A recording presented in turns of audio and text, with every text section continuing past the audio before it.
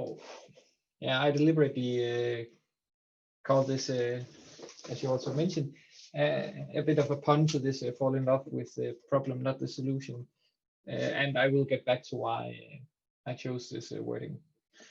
But just to slowly get started, let's have a little quote here. So behind every problem lies a frustrated dream, and the dream came first.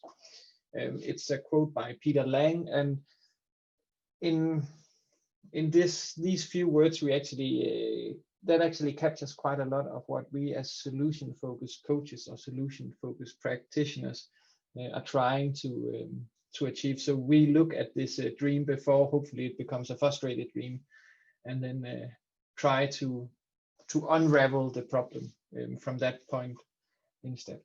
So we're going to start with a small exercise that you can that you are just going to do individually and in silence. But first of all, just think of a situation where you would like to make an improvement. This can be both in your private life or in your professional life. You're not going to share anything in the call, so you can pick any topic you want. And I'm just going to give you half a minute or a minute to just come up with a specific situation, and then I will give you some more information. And you're of course welcome to write it down. That might benefit you in a question or two.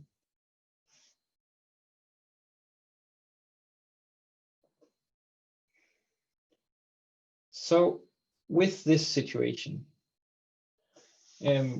what we're going to do is imagine that we have a scale from 1 to 10. And 10 being this, now I'll say perfect version where everything is fixed. So it's no longer a problem, whatever it is that we're sitting with, everything is just awesome. And the 1 is of course the opposite. With this 10, what I would like you to do is to just, in your head, think of what does a 10 look like. Maybe write down a couple of keywords for this. So how would you know that it's a 10? What does 10 looks like? And try to focus on observable, concrete things. This can be that we are doing a specific thing, or something specific has happened, or whatever it is, but try to make it as concrete, something that we would actually know and could recognize.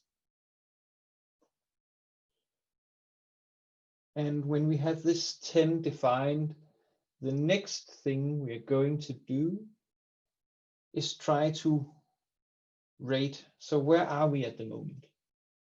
So if 10 is this picture perfect world and 1 is the opposite, where are we on this scale? Is it a 5? Is it a 2? Is it a 9? Where would we put our current situation? So write down this number